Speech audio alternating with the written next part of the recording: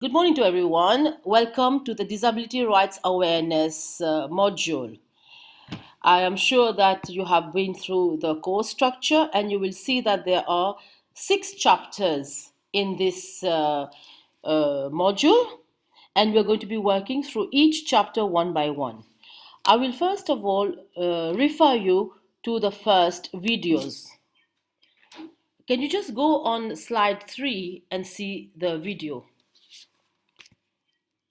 There are 2 videos there, just watch it. So now we move to the definition of disability.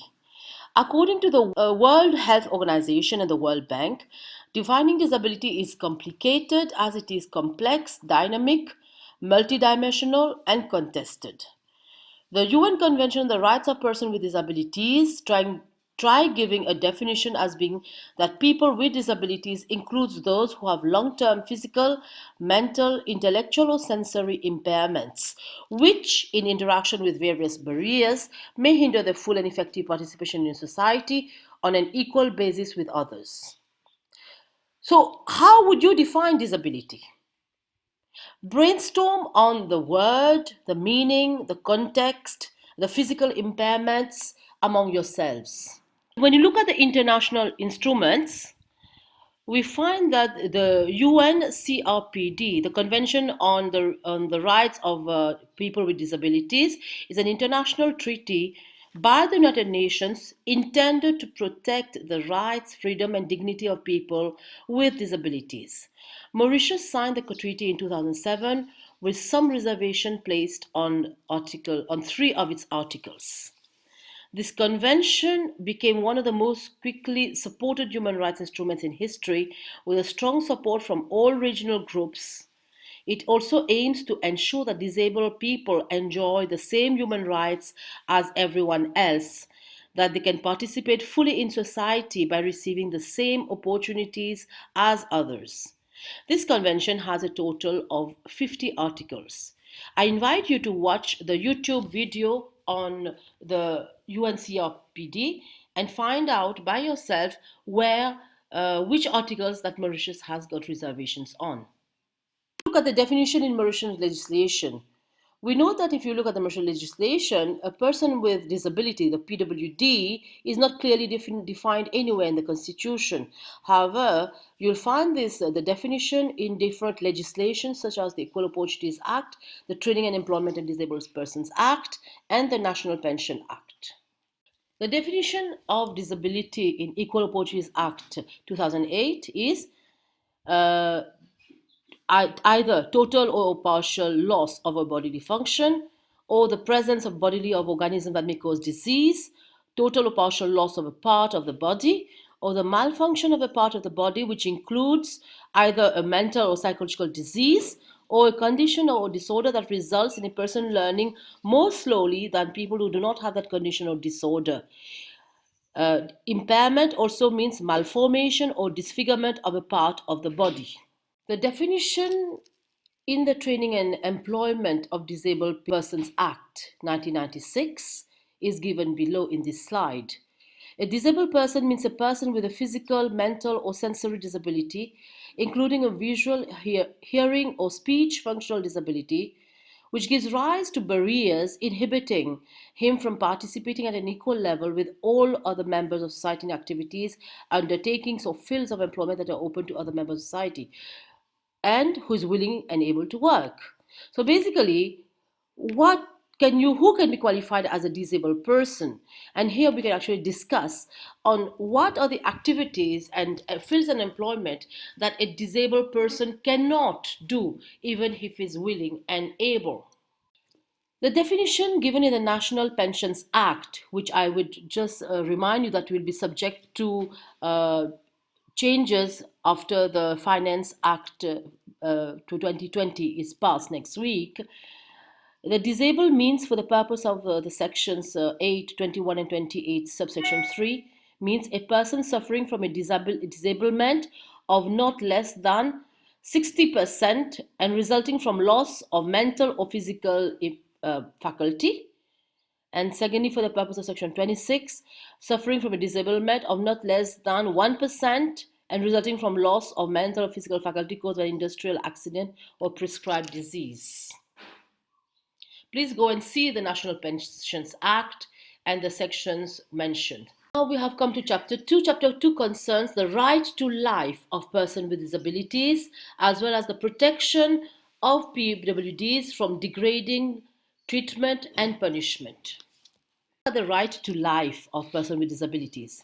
Article 10 of the UNCRPD sets out the right to life of persons with disabilities, stating, State parties reaffirm that every human being has the inherent right to life and shall take all necessary measures to ensure its effective enjoyment by persons with disabilities on an equal basis with others. In other words, states must end discriminations against PWDs. PWDs have an equal right to every aspect of life. For example, education, career, marriage, family, healthcare, insurance, owning property, participating in cultural activities and sports. An example of monitoring the implementation of Article 10, the Equality and Human Rights Commission has recently launched an inquiry into non-natural deaths, suicides in detention of adults having mental health conditions and disabilities. We can also compare here to the situation in Mauritius of custodial death. If you look at Section 4 of the Constitution, which provides for the right to life, except in circumstances where there has been a pronouncement of a court of law that a person shall be deprived of his life. Please note that in Mauritius, the death penalty has been suspended in 1995. The protection of the right to life stated in Section 4 extends to people with disabilities. The National Human Rights Commission, NHRC, inquires into complaints from people alleging violation of their rights under Chapter 2, which is Fundamental Rights of the Constitution, by acts of public bodies or public officers, and also complaints against police officers. Additionally, the Medical Council Code of Practice Regulations promulgated in 2000 provides for code of practice for doctors and medical professionals in standards of professional conduct and medical ethics.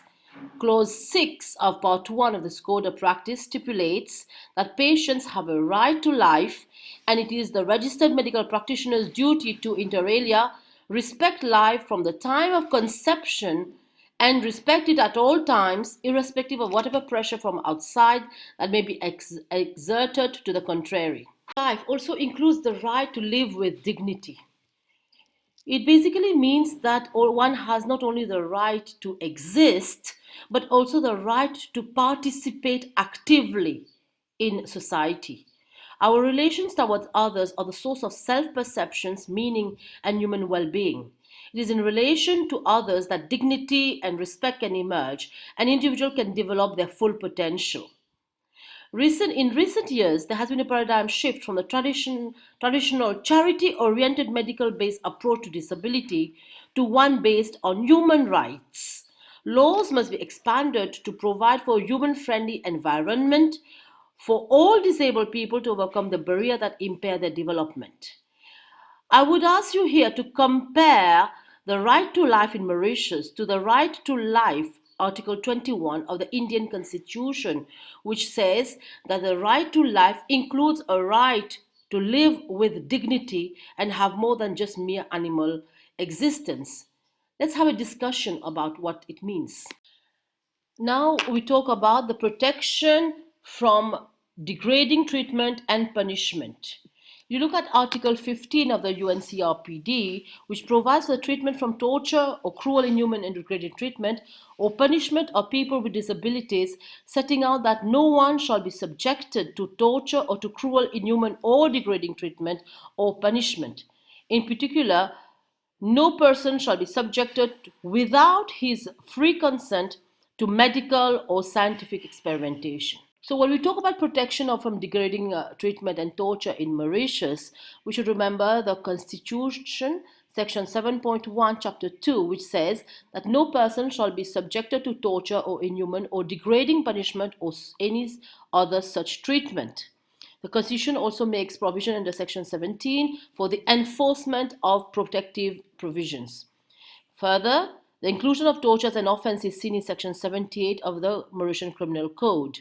The NHRC inquires into complaints from persons alleging violation of their rights under Chapter 2 of the Constitution by the acts of public bodies or public officers and also of police officers.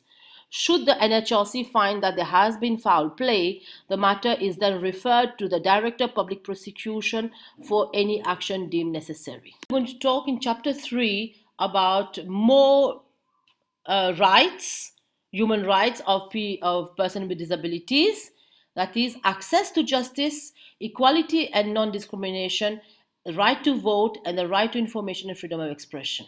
Access to justice, it's found in Article 13 of the UNCRPD.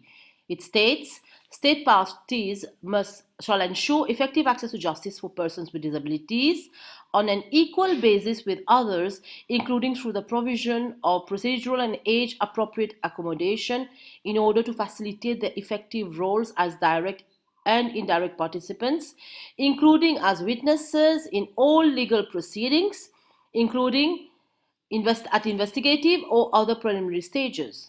And in order to help to ensure effective access to justice for persons with disabilities, state parties shall promote appropriate training for those working in the field of administration of justice, including police and prison staff. When we talk about access to justice in Mauritius, Section 10 of the Constitution provides for a fair hearing of cases, including for people with disabilities.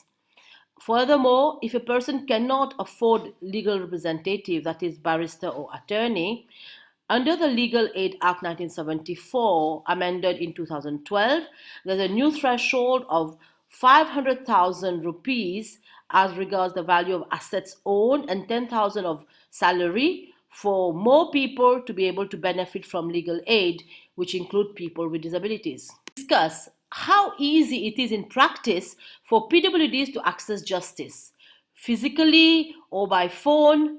How friendly are our courts and tribunals to people with disabilities? And how can we actually improve the court and the access to the justice system? Now moving to Chapter 3, the right to equality and non-discrimination. When we talk about equality and non-discrimination in law, Article 5 of the UNCRPD sets out what we mean by it. It says, state parties shall recognize that all persons are equal before and under the law and entitled without any discrimination to the equal protection and equal benefit of the law, and that the states shall prohibit all discrimination on the basis of disability and guarantee people with disabilities equal and effective legal protection against discriminations on all grounds. Section 16 of the Constitution provides that no law shall make any provision that is discriminatory either of itself or in its effect. What do we mean by discriminatory? It means affording a different treatment to different people, which is attributable wholly or mainly to their race, caste, place of origin, political colors, opinion, creed, or sex, whereby these persons of one of such description are subjected to disabilities or restrictions according to which the other person, another person of another such description are not made subject to. So differential treatment given on the grounds given above. About the right to vote, Article 29 of the UNCRPD Convention sets out that state parties shall guarantee to persons with disabilities political rights and the opportunity to enjoy them on an equal basis with others. It also provides for the insurance that voting procedures, facilities, and materials are appropriate, accessible, and easy to understand and use, and for the protection of the rights of people with disabilities to vote by secret ballot in elections, public referendums without intimidation, and to stand for elections, to effectively hold office and perform all public functions at all levels of government, facilitating the use of assistive and new technologies where appropriate. Section 44 of the Constitution protects the right of all individuals, including those with disabilities, to participate equally in political life. That is, the right to vote at elections subject to limitations provided by the law, as well as people with mental disabilities who are residents of mental health facilities are not going to be registered on the electoral rolls and are not permitted to vote as well, same for criminals. However, amendments have been brought to the National Assembly regulations in 2010 and the Municipal Elections Regulation 2011 to enable voters with disabilities to exercise their voting rights with the assistance of a close relative of their choice. When we look at the administrative measures taken to make voting easier for PWDs in Mauritius, there have been a number of measures taken. Firstly, there is a special needs voting room which is identified near on the ground floor itself and nearest to the gate in all polling stations. Secondly, all the special needs voting rooms have been retrofitted with funds made available by the ministry. Number three, provisions have been made for adjustable booth for the benefit of wheelchair users. Number four, orally challenged voters do not have to decline their identity by mentioning their names as it is in the case of other voters. They only have to present their identity cards. And number five, wheelchairs are available in all polling stations for voters with restricted mobility. Look at the interesting facts on politics in Mauritius. Let's have a discussion on why should there be more people with disabilities in joining politics in Mauritius.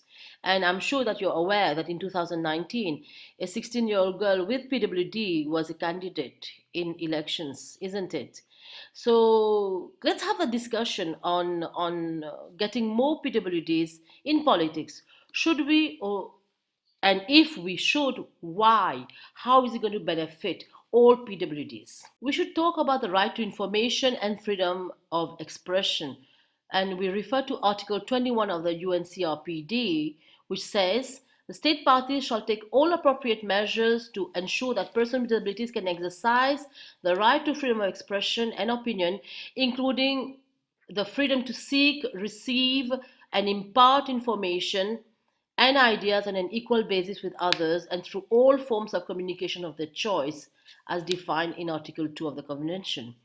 This can be done, one, by providing information to the public and to people with disabilities in accessible format and technologies about the different kinds of disabilities in a timely and easy manner. Number two, accommodating and facilitating the use of sign language, braille, augmentative and alternative communication, and any other communication for people with disabilities in official interactions. Number three, urge private entities to provide services to the general public which are accessible and usable for people with disabilities. Number four, encourage mass media, including providers of information through the internet, to make the services accessible to people with disabilities. And number five, recognize and promote the use of sign language. In Mauritius, Section 12 of the Constitution provides the freedom of expression. It applies to all citizens, including people with disabilities, and states that except with his own consent, no person shall be hindered in the enjoyment of his freedom of expression, freedom to hold opinions, and to receive and impart ideas and information without interference, and freedom from interference with his correspondence. And therefore, of course, it is limited to the interests of defense, public safety, public order, public morality, or public health, and limited also protecting the rights and freedom of others, and there are certain imposition of restriction on public offices. Measures for the right to information in Mauritius. Right now, the government of Mauritius is working on a national action plan to promote sign language. The first phase has been completed with the launching of a dictionary of Mauritius Sign Language, and the second phase is ongoing. The MBC also broadcasts a weekly news bulletin in the Mauritian Sign Language. There's also a sign version of National Anthem. It's also worth mentioning that Mauritius is the first country in the world to have deaf people presenting themselves news on TV, according to the World Federation of the Deaf. Now, this is not sufficient. How can we improve the system? Chapter 4, the right to education and assistive device, the right to sports and leisure, the rights to health, medical, and life insurance. That's what we're going to discuss next. Let's look at the right to education and assistive device. Article 24 of the Convention on UNCRPD says that the state parties recognize the rights of persons with disabilities to education.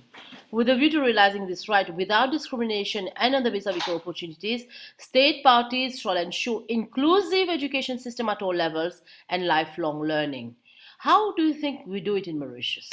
In Mauritius, a reservation has been placed on Article 24, subsection 2, subsection B, which aims to have state parties ensure that people with disabilities have access to an inclusive, quality, and free primary education and secondary education on an equal basis with others in communities in which they live. The Education Act has been amended in 2003 to provide for free and compulsory education for all children under the age of 16, and this also applies to children with disabilities. The government committed to ensure access to quality education to children with disabilities. The government has embodied in its special education needs and inclusive education policy and strategy published by the Minister of Education and Human Resources in 2006.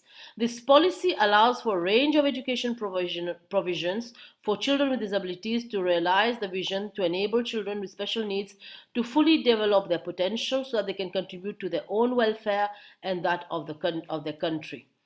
It acknowledges that inclusive education is the way forward, and this marks a paradigm shift needed for the sharing of the common vision that all children must be able to reach their potential in inclusive educational settings, whatever their abilities and learning needs. Therefore, the SEN and the IE policy adopts a three-pronged approach to provide educational access to children with disabilities. Number one, the mainstream integration. That is, children with disabilities are given access to mainstream schools of their regions. Number two, integrated classrooms units in mainstream. Children who have more severe disabilities will be given access to education in specialized educational settings, either in public schools or other schools through special education class or resource room through special education unit operating full-time in the mainstream school premises. Or number three, special education needs SEND or specialized schools where children who cannot integrate in the mainstream because of their specific educational needs will attend SEND schools. And these SEND schools will be twinned with mainstream school in the locality for joint activities. What are the administrative measures taken to provide access to education for children with disabilities in Mauritius?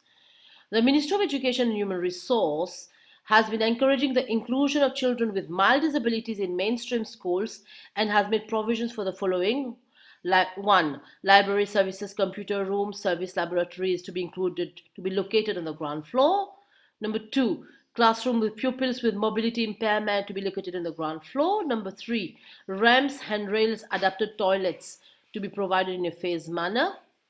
So far, 148 schools have been retrofitted with ramps and 30 schools have been provided with adapted toilets. Number four, children with disabilities to benefit from extra time during examination.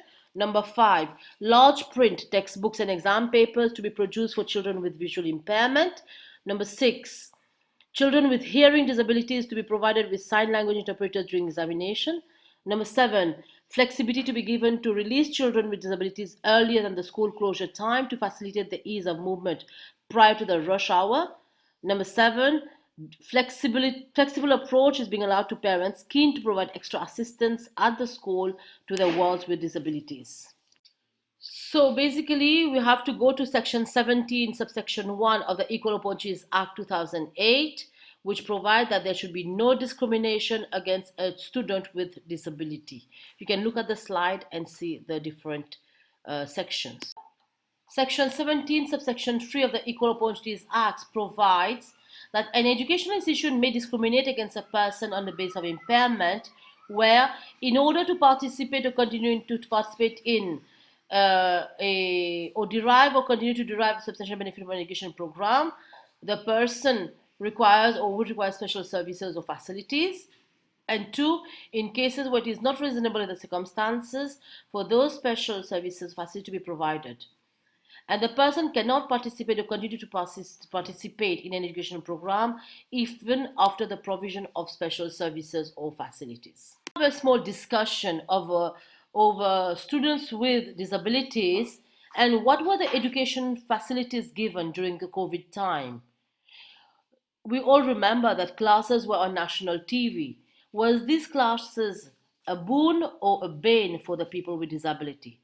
Should we look at having more online classes and regular online classes for people with disability who cannot access schools regularly? To the right to sport and leisure.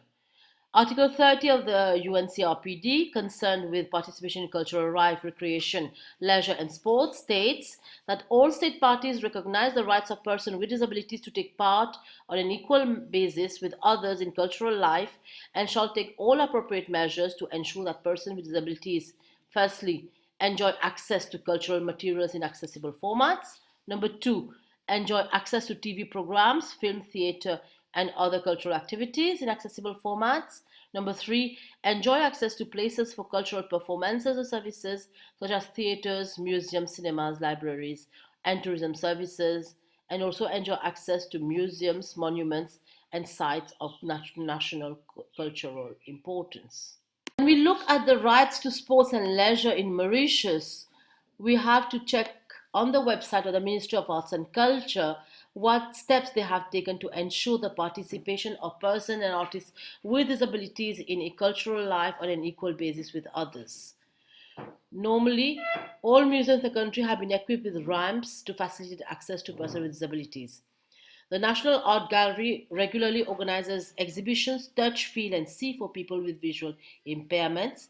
And since 2009, students with hearing disabilities have been performing the national anthem through sign language during the official flag raising ceremony on National Day. Under the Sports Act, the Ministry of Youth and Sports recognizes 4 sports federations for people with disabilities: orally, mentally, visually, and physically challenged. Each benefits from an annual budget ranging from 300,000 to 500,000. Through this federation, sportspersons with disabilities are able to participate in sporting events at school, local, regional, or international level. Let's discuss a bit about sports people and artists with disabilities in Mauritius. Have anyone heard the name of Nomi Alphonse and Jane Constance? Can you do a case discussion about them and write about them on what they are doing and how they are doing things? Also, how much more effort and cost for people with disabilities to practice sports or be artists? Can you name a few famous disabled singers? I'm sure Stevie Wonder comes immediately to mind. To chapter 4, the right to health and medical and life insurance. When we look at Article 25 of the UNCRPD, which states that the state parties recognize that people with disabilities have the right to enjoy the highest attainable standard of health without discrimination on the basis of disability. The state parties shall take all appropriate measures to ensure access for persons with disabilities to health services that are gender sensitive, including health-related rehabilitation. It also caters for the prohibition of discrimination against persons with disabilities in the provision of health insurance and life insurance, where such insurance is permitted by national law, which shall be provided in a fair and reasonable manner. The right to health, medical, and life insurance in Mauritius. Please note that Mauritius has a national free health service which provides universal access to health care for persons with disabilities. Also, additional measures are there, like priority service in all hospitals for persons with disabilities, separate queue for them, home visits by nurses for injections and dressings, and early identification of children with disabilities in pre-primary and primary schools. Let's now move to chapter 5, the right to employment and reasonable accommodation. Right to employment, chapter 5. Article 27 of the UNCRPD says, state parties recognize the right of persons with disabilities to work on an equal basis with others. This includes the right to the opportunity to gain a living by working freely in chosen or accepted in a labor market and work environment which is open, inclusive, and accessible to persons with disabilities. State parties shall also safeguard and promote the realization of the right to work, including those who acquire a disability during the course of employment by taking appropriate steps, including through legislation. The right to employment in Mauritius. The right to non-discrimination is found in Section 16 of the Constitution of Mauritius, and as such affords protection from non-discrimination in the sphere of work and employment to persons with disabilities. The employment of persons with disabilities is specifically regulated by the Training and Employment of Disabled Persons Act 1996. And it stipulates that a workforce of any company having 35 or more employees should include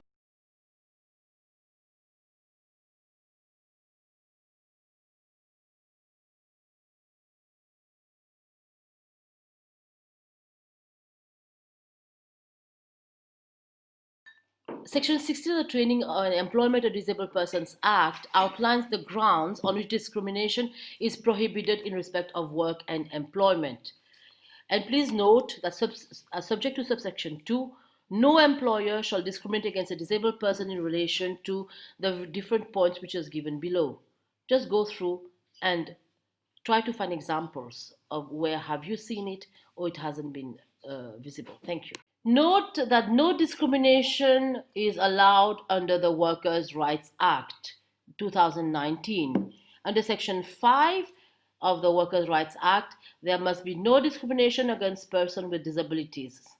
Now, if you look at it, how many people with disabilities actually work, and how can we ensure that there will be no discrimination against persons with disabilities in practice? I invite you to watch this YouTube video here. Now looking to the right to reasonable accommodation. As per the UNCRPD Convention, reasonable accommodation means the necessary and appropriate modification and adjustments, not imposing a disproportionate or undue burden where needed in a particular case to ensure that the person with with disabilities are able to enjoy and exercise their human rights and fundamental freedoms as any other person. The concept of reasonable accommodation has not been defined in Mauritian laws. But if you look at the Mauritius Employers Federation in its guides book on recruitment of people with disabilities, it states that reasonable accommodation may include modification of machinery and equipment, or modification of job content, work organization, and adaptation of the work environment to facilitate the employment of individuals with disabilities. Now we are going to talk about, in our chapter 6, the access to mobility. By this we mean the accessibility to public infrastructure and public transportation, personal mobility, assistive mobility devices and proper training, independent living, and adequate standard of life. Article 9 of the UNCRPD sets out the accessibility to public infrastructure and public transportation. It basically says that to enable people with disabilities to live independently and participate fully in all aspects of life, state parties shall take appropriate measures to ensure that people with disabilities have access on an equal basis with others to the physical environment, to transportation, to information and communication, including information and communication technologies and systems, and to other facilities and services open or provided to the public, both in urban and in rural areas. When you look at the accessibility to public infrastructure in Mauritius, we can see Section 15 of the Building Act, which deals with accessibility and parking and provides that local authorities may, in respect to the construction of a building or extensive alterations, additions, or repairs to the building to which a public may have access, impose such conditions as it thinks fit for the provision of suitable means of access to any part of the building, the car park, or curtilage for the use of the building and facilities by disabled people. The Building Accessibility to and Facilities of Disabled Persons Regulation, enacted in 2005, ensures the access features for persons with disabilities in its first schedule. Let's look at accessibility to public transportation in Mauritius. The National Transport Authority, NTA, has made provision for modern direction indicators in buses.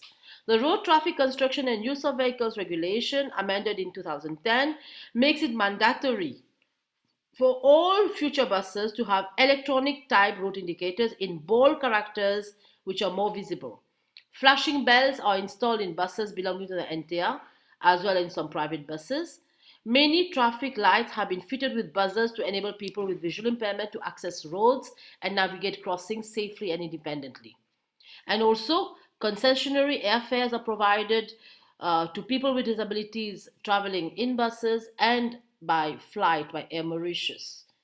And this also covers other measures taken by the right to travel for people with disabilities. Personal mobility and assistive mobility devices and proper training. Article 20 of the UNCRPD sets out that state parties shall take effective measures to ensure personal mobility with greatest possible independence for people with disabilities, which include facilitating personal mobility of people with disabilities in a manner and at the time of their choice and at affordable cost, facilitating access by people with disabilities to quality mobile mobility aids, devices, assistive technologies, and forms of live assistance and intermediaries at available cost, provide training in mobility skills to people with disabilities and especially staff working with them, and encourage entities to produce mobility aids, devices, and assistive technologies, taking into account all aspects of mobility for people with disabilities.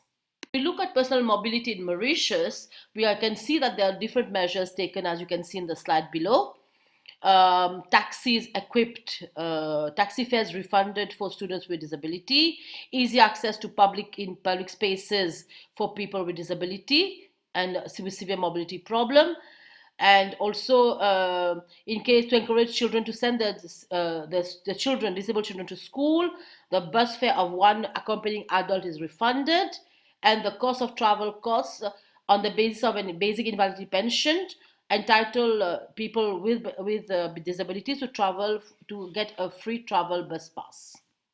Coming now to the right of people with disability to independent living, Article 19 of the UNCRPD sets out that state parties shall recognize the equal right of all people with disabilities to live in the community with choices equal to others, and shall take effective and appropriate measures to facilitate full enjoyment by persons with disabilities of this right and their full inclusion and participation in the community.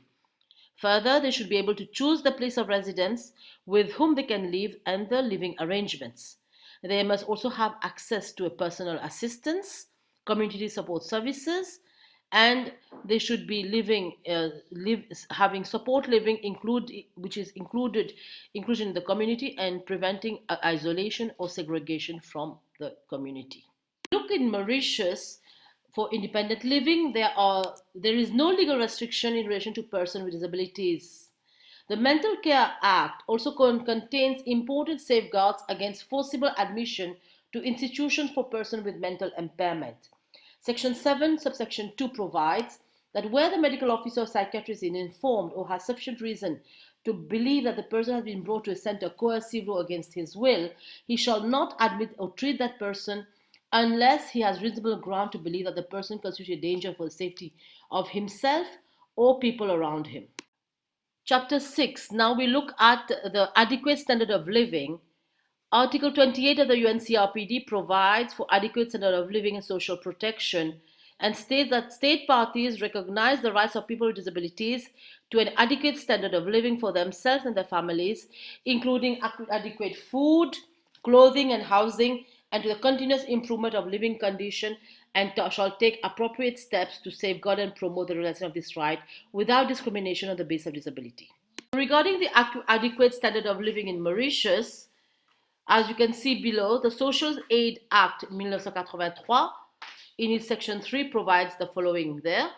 Also, we have to look at section 3, subsection 1 of the Unemployment Hardship Relief Act of 1983, which provides that any person under the age of 60 who is unemployed and has a wife or a child who is disabled must satisfy the prescribed conditions to residence and can then be qualified to claim hardship relief.